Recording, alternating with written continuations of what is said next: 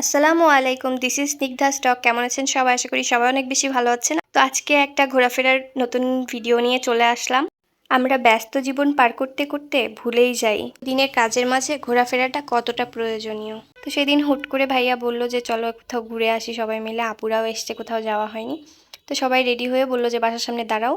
তারপরে যে দেখি কেউ ছিল না, তারপরে অবশ্য তারা আসছিল অনেকক্ষণ ওয়েট করানোর পরে। তো আমরা এখান থেকে বাসা থেকে বের হয়ে আগে যাব 12 মাইলে। ওখানে একটা খুব ভালো খাবার জায়গা আছে যেখানে আমরা সবাই খাবো, খেয়ে তারপরে রওনা দিব যেখানে যাচ্ছি। তো কোথায় যাচ্ছি, কিভাবে যাচ্ছি সেটা আপনাদের সঙ্গে শেয়ার করা। তো অবশ্যই ভিডিওটা শেষ পর্যন্ত দেখবেন, তারপর লাইক কমেন্ট করে জানাবেন কেমন হয়েছে।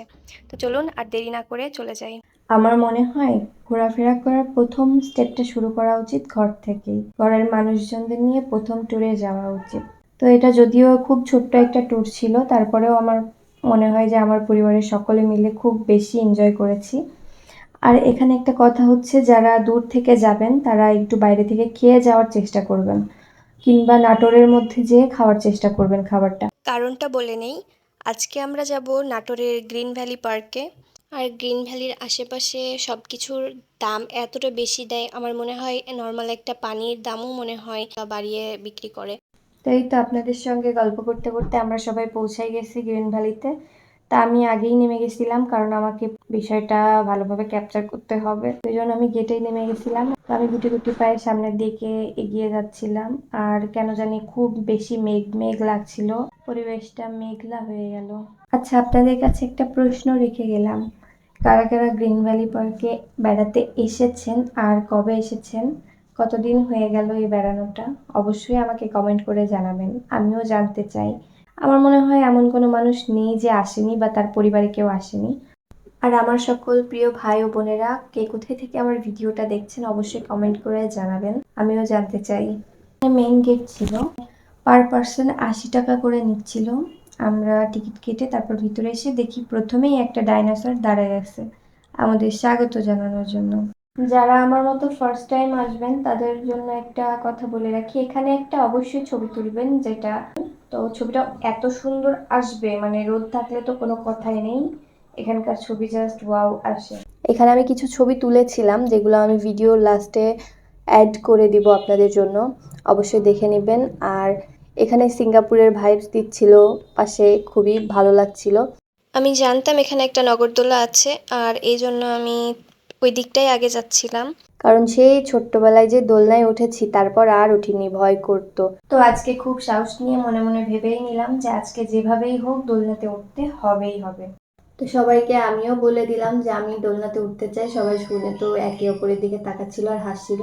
এখানে দোলনা দেখে আমার একদম শেষ, আমি ভাবছিলাম পিছন দিয়ে আমি পালাবো। পরে আপু বলল, কোনো ফাঁকিবাজি চলবে না, আমার পিচ্চি মেয়ে বলেছে দোলনাতে উঠবো, তাই তোমাকে নিয়ে যেতেই হবে। তো গুটি গুটি পায়ে আমি আর ভাইয়া চলে গেলাম দোলনার দিকে। তো যে জাতির খালামণির দায়িত্ব পালন করলাম মনের দুঃখ মনে রেখে আর কি। তো আমার কাছে টিকিট ছিল, টিকিটগুলো দিয়ে দিলাম। আর আমাদের জায়গা হলো একদম 1 নম্বরে। তো আমরা খাঁচার মধ্যে আস্তে আস্তে উঠে গেলাম। কি বলবো, আমি তো খুব ভয়ে ছিলাম যে আমি মাঝ রাস্তায় না কান্না শুরু করে দিই, পিচ্চিদের সামনে যদি কান্না করি তাহলে তো ভীষণ একটা ভয়ের ব্যাপার। কিন্তু এত ভালো লাগছিল ওখানে, মানে প্রত্যেকটা রাইডেই মনে হচ্ছিল যে আরেকবার কেন ঘুরাচ্ছে না, আরেকবার কেন ঘুরাচ্ছে না। আমি চাচ্ছিলাম আরো 2-3 বার রাউন্ড করাক আমাকে। আমি খুবই এনজয় করছিলাম ব্যাপারটা, নিধিমণিও খুব বেশি এনজয় করছিল। ও প্রথমে ভয়ে ছিল কিন্তু পরে ও বিষয়টা এনজয় করেছে। আর ওপর থেকে সবকিছু এত ছোট ছোট লাগছিল, বিষয়টা আমার কাছে আরো বেশি ভালো লাগছিল যখন আমি ওপর থেকে সব পুরো ভিউটা দেখতে পাচ্ছিলাম। গ্রিন ভ্যালিতে গেলে নর্মালি কোনো সবকিছু ঘুরে ঘুরে দেখা যায় না সেভাবে, সময় থাকে না দূর দূরান্ত থেকে গেলে। তো আমি উপর থেকে সবকিছুই দেখতে পাচ্ছিলাম। এটা আমার খুব ভালো লাগছিল। তারপর আমরা চলে গেলাম এই সাইড দিয়ে। এখানে সুন্দর একটা রাস্তা আছে, আর ভিতরে যাওয়ার রাস্তা আর কি 2 সাইড থেকে শুরু হয়। আমরা এক দল এই সাইড থেকে শুরু করলাম। তো এখানে একটা পাহাড়ের মতো ছিল, পাহাড়টার উপরে উঠে আমি ভাবলাম হয়তো কোনো খুব সুন্দর জিনিস থাকবে, কিন্তু উঠে তো আমি পুরোই অবাক, কারণ ওখানে দুটো হাঁস ছাড়া আর কিছুই ছিল না। তো তারপর আমি নেমে গুটি গুটি পায়ে এগিয়ে চললাম। তো এখানে একপাশে মসজিদ ছিল আর একপাশে এই যে মুখটা যেটা তৈরি হচ্ছিল, এখনো ফাইনাল কোনো লুক আসে না এটার, এখনো পুরোপুরি তৈরি হয় নাই। তো এই যে মসজিদের এটা দেওয়াল ছিল, আর এখানেও একটা কি যেন তৈরি হচ্ছিল স্পেসশিপের মতো। তো এটাও এখনো পুরোপুরি হয় না, এই জন্য যেতে পারি নাই।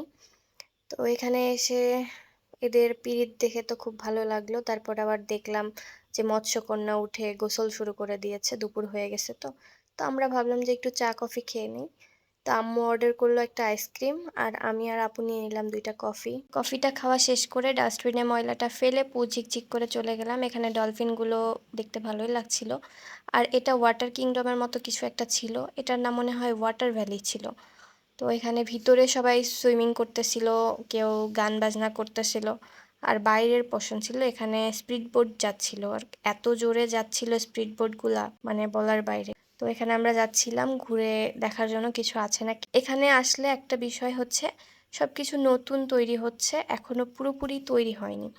তো এখানে দেখছি দিদিরা পানি নিচ্ছে, এখন দাদা দিদিরা তো সবাই ট্রেন্ডে আছে। আমরা আবার এদিকে আসলাম, এখানে একটা পুল ছিল, পুলটার এখানে যাব। আর আজকের ভিডিওটা ছিল এই পর্যন্তই। সকলে ভালো থাকবেন আর আমার জন্য দোয়া রাখবেন। আমি গ্রিন ভ্যালির 3টা পার্ট করেছি, এগুলো ভাগ করে না দিলে অনেক বড় হয়ে যেত ভিডিওটা। তো আমার জন্য দোয়া রাখবেন আর ভিডিওটা কেমন লাগলো জানাবেন। আল্লাহ হাফেজ, সকলকে ভালো থাকবেন।